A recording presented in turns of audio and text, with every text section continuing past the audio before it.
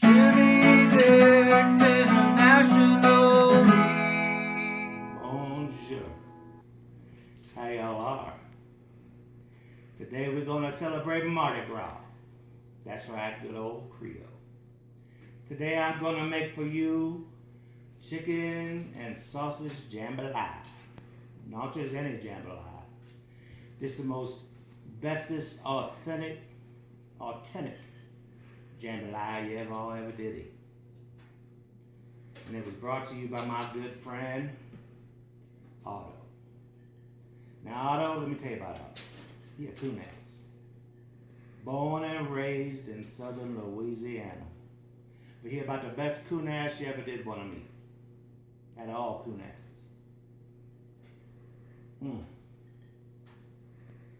Right by now you're all thinking, Jimmy Dick, what you be drinking? What's in that glass? This here is a mint julep. First time I ever did have one of these, I thought, ooh, I gotta learn how to make one of them.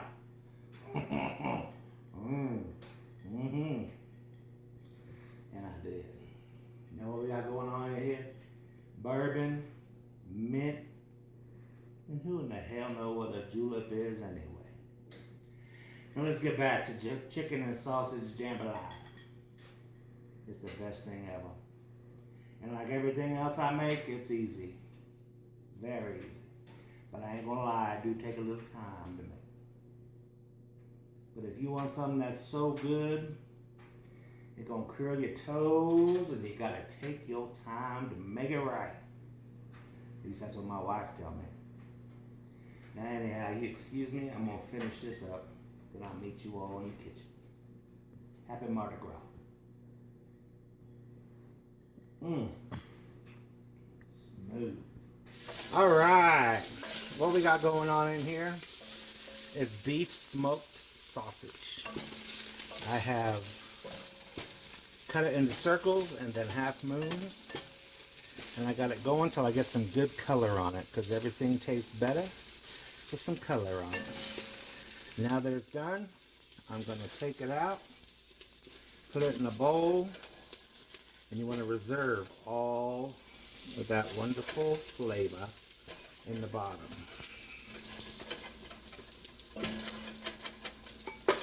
And if it doesn't look like you have enough, which it does not, I'm going to show you a secret on what to do. Different smoked sausages promote a different amount of oil. But you know what? That might be alright. So now goes our veg. This is 2 diced green peppers, 2 diced onions, and 3 stalks of celery. In New Orleans, that's called the Holy Trinity. You better believe it. What I'm going to do here is saute these in that grease, and I can see it's already done. So I'm going to reach across the cameraman. I'm going to add a little butter just to help it soak.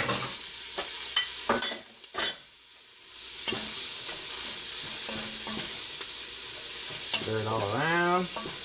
And I'm going to cook these until the onions and all the other vegetables, the celery and the green pepper, are tender.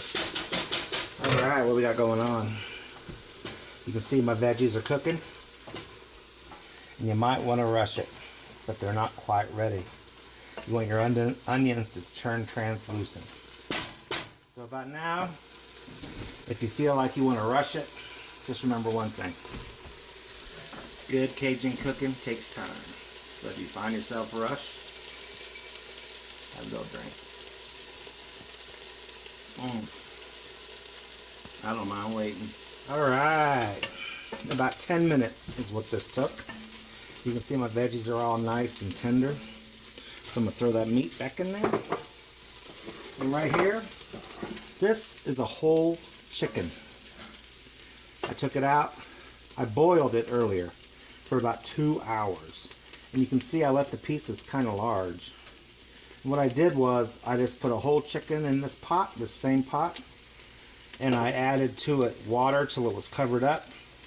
And to that I added a teaspoon of garlic powder, Lowry seasoned salt, and garlic salt, a teaspoon of garlic salt, and a teaspoon of chicken bouillon. And the reason I did that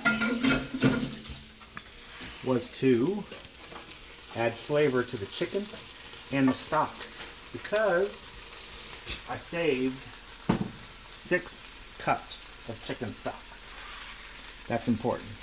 So this here is 4 ounces of mushrooms. I drained them.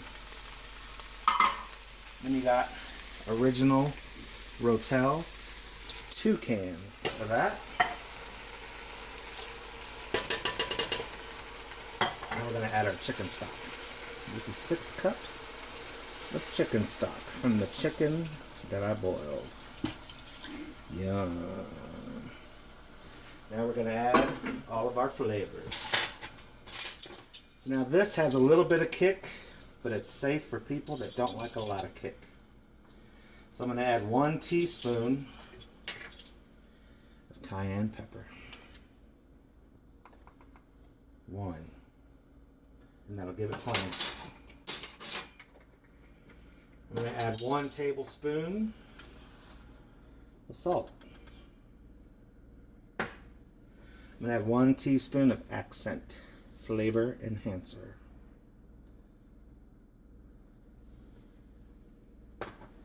Then, here goes some good stuff.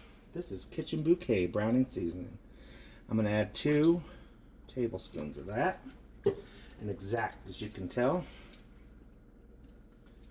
And then 2 tablespoons, after I take this off, of Worcestershire sauce. Flavor, flavor, flavor. And you see how exact it is? Because that all is good. And the last thing, which is my own personal thing that I do, is Frank's Red Hot. I know a lot of Cajuns prefer Tabasco, but I prefer this. I think Tabasco's bitter. How much you want to add is how much you want to add.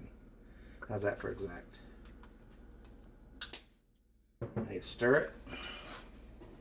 Turn your burner on high. Why you turn your burner on high? Oh, by the way, I sauteed the vegetables over medium because you don't want to burn those. Color tastes best on meat, not on veggies. So I just want to stir this all together until it's good and incorporated.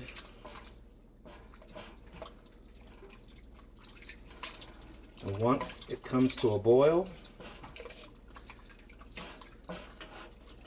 we are going to let it boil uncovered for 20 minutes. But what I do is I use a splatter screen. And the reason for the splatter screen is so it don't make such a hot mess all over my kitchen. So I'll show you what it looks like and what kind of boil you want to be at in just a minute. Alright. You can see this has come to a pretty good boil. So now I'm going to turn the oven down to just slightly below high because you want it to be a rapid boil. I'm going to put this lid on. It's the same thing as being uncovered because all the steam gets to escape. And then I'm going to set the timer. Oops.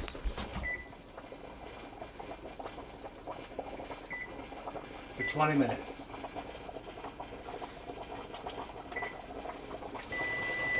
All right. Now we're going to turn the burner down to just past medium, which is right there. A little bit of that.